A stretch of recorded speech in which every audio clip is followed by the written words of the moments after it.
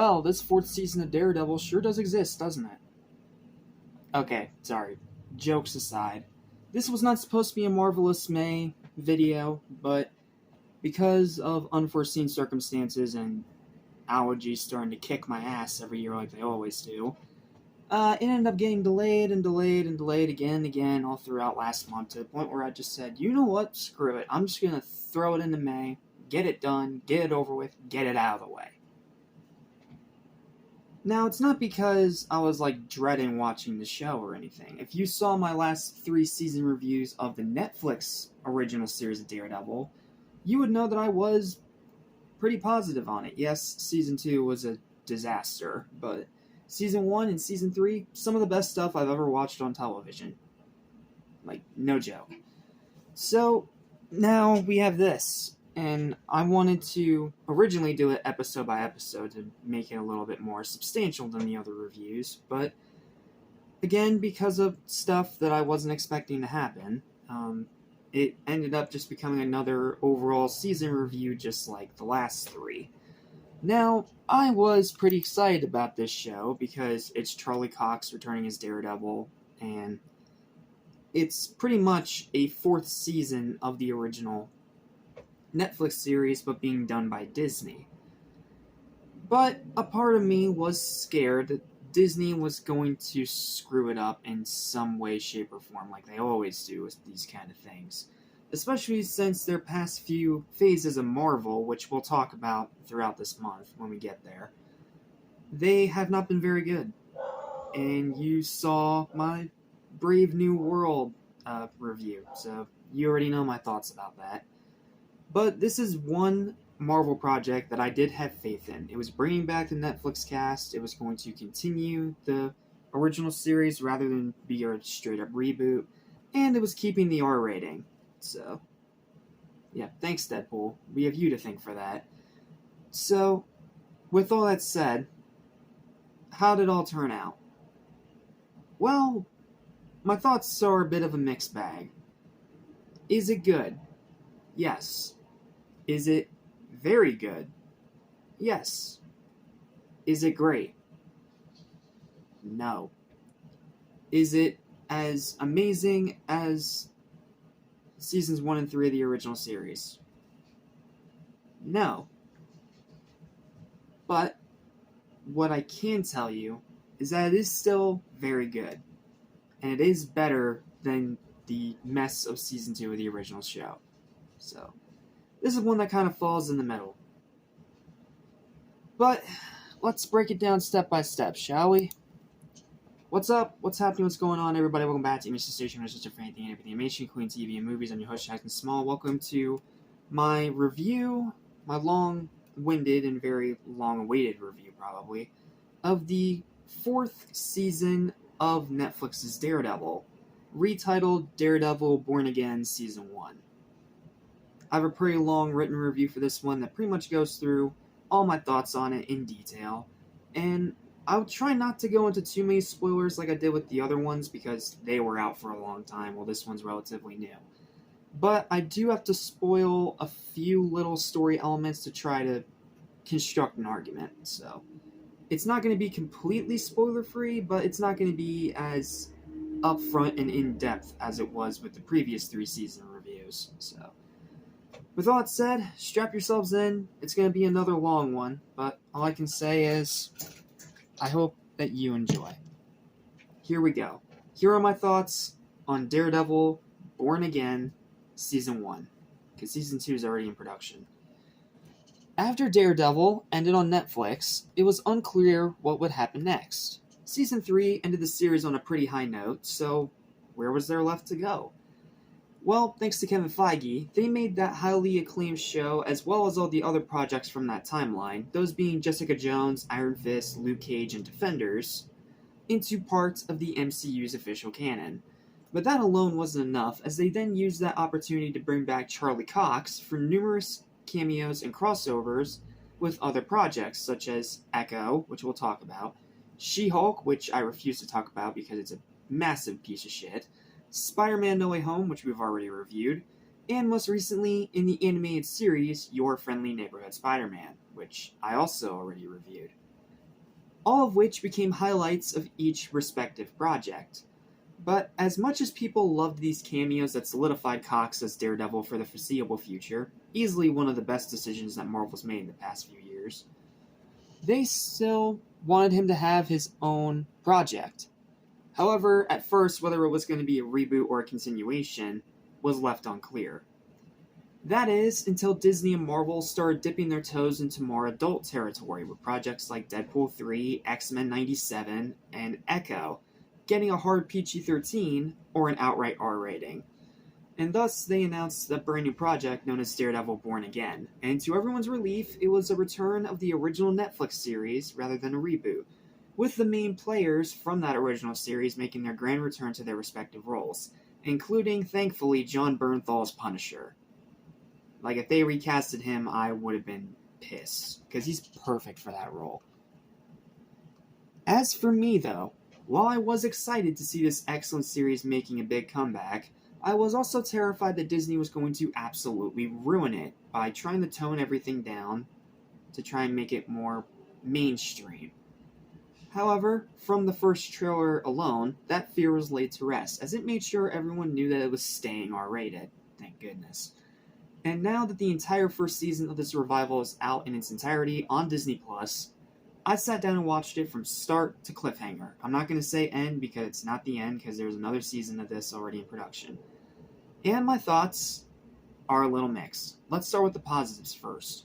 The acting, still top-notch, especially from Cox and D'Onofrio, who continue to define themselves as the definitive versions of these characters for the foreseeable future.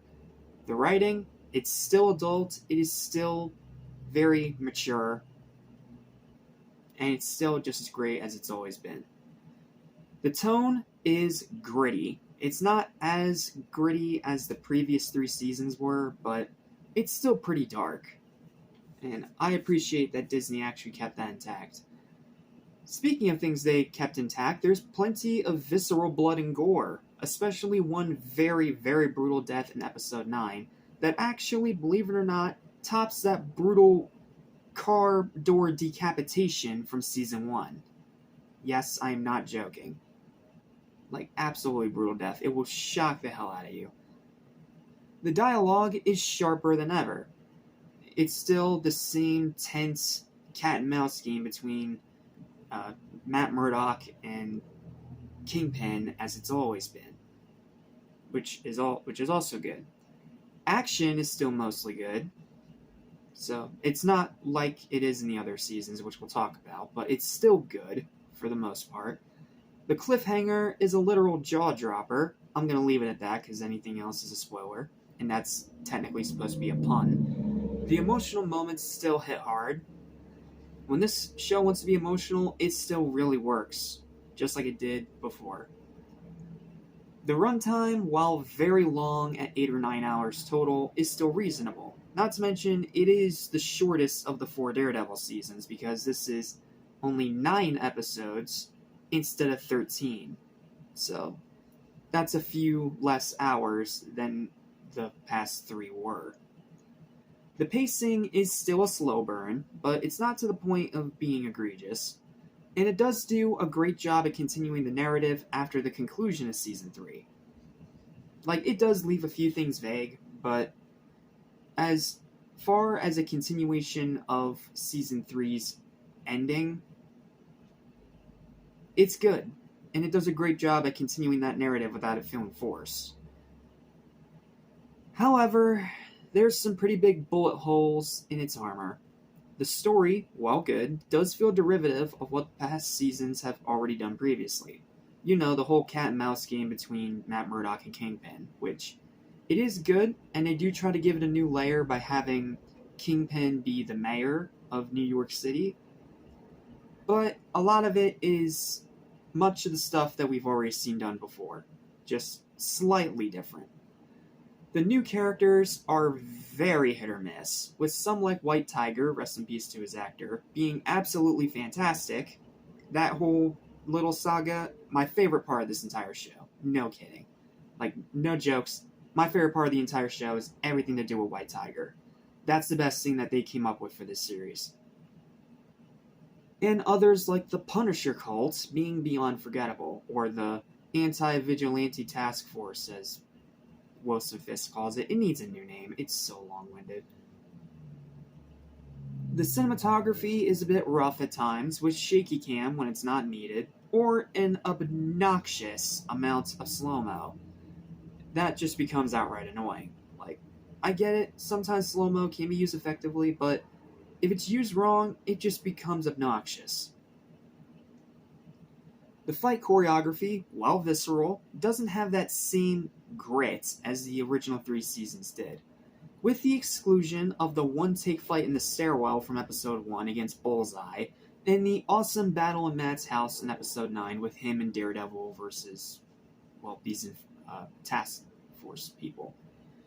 It instead feels very run-of-the-mill MCU-ism. Like, a lot of the choreography, a lot of the battles, they are good, but they're just lacking that extra little, like, low-budget grit that the first 3 seasons did so well with their fights and their gore and their blood in action.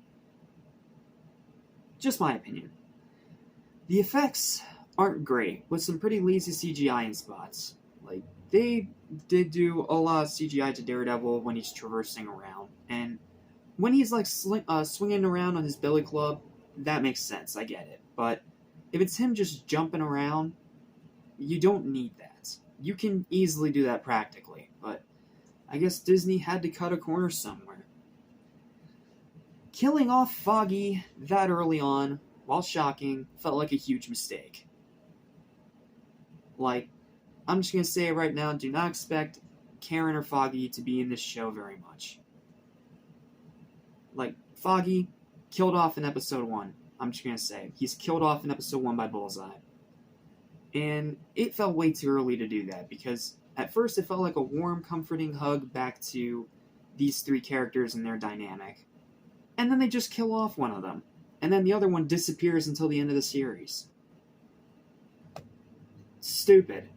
Like, it was shocking, and yes, very tragic, but it felt like a huge mistake. Like, if they wanted to kill off someone like Foggy, give it a few episodes first, instead of just immediately axing him off. Like, come on. And, in my opinion, its biggest sin, and from what I've seen, a lot of people agree with me on this one, according to the internet, completely disrespecting and utterly wasting Muse, and turning him into just another boring throwaway character, when in the comics he was far more than that. Muse in the comics is nothing like he is in Muse in Daredevil Born Again. In Daredevil Born Again, he is a wasted side plot that literally impacts almost absolutely nothing. In the comics, he's vicious, he's terrifying, he's quiet, he is bone-chillingly scary, and that's what made people like him. But in this show, they pretty much pissed on him. Like, you get one cool fight with him, and that's when Daredevil shows back up later. And then you have the twist of who's actually Muse, and then he's dead and that's it. It's stupid. Overall, though, while this mission against evil almost bleeds out from its severe wounds, it still manages to pull through when it ultimately matters most. Daredevil Born Again Season 1, aka Daredevil Season 4, is a disappointing, but really good and solidly enjoyable return to the Netflix-verse of Marvel that most fans will be happy with. You will have your problems, and it will not be as high quality as what came before, but I think you'll still be happy with it if you are a fan of the original Daredevil series. But it is nowhere close to the incredible high quality of Season 1 or Season 3 of said original series. Again, 2 of the best seasons of television I've ever watched. Disney did fumble the ball in a few key spots, but I'm still glad I watched it, and I'm glad it even exists at all. Yes, it has a lot of issues, but it's still satisfactory enough. It's not bad. And not to mention that there is another season coming, so it does have a chance to fix all of these issues and hear backlash and feedback from the community and the fans to fix and make it better in their next season. So I won't be too harsh on it for now, regardless of my disappointment. But if they fix none of these problems in Season 2, I will go back and I will give this hell. Just so you know. So, give it a try. Some people are going to like it, some people are really not going to like it, some may be more on the fence. Me personally, it's pretty good, but also pretty weak by Daredevil standards. Is it the worst season of the show? No, it is not the cluttered, boring mess that was Season 2. But what it is, it's disappointing. It doesn't live up to Season 3 or Season 1 of the original series in terms of quality, not even close. But it does have just enough to make it worth watching. And like I said, it's the shortest of the Daredevil seasons, so it won't be as time-consuming as the past 3. So, with all that said and done, let's not waste any more time and get into my final verdict. It may not be controversial, but this is just my personal opinion. I think that Daredevil Born Again Season 1 deserves a final verdict of a 7 out of 10. It is still good. I am still glad that I watched it, and I am glad that it exists. But Disney has some serious work to do if they want to make this series better in Season 2. Because when we get to Season 2, if they fix none of these issues, it's just going to make them look like lazy a-holes. So, Disney, take this to heart, fix your problems, and you will have a better show, and you will have better responses for it. Alright, that's it. Thank you guys so much for watching this Marvelous May bonus review. That wasn't supposed to be a Marvelous May bonus review, but it ended up being that way anyway, because circumstances. So, thank you for watching. Feel free to like, share, and subscribe for more videos like this almost every single day, and I will see you in the next review. Take care. Excited for what comes up ahead.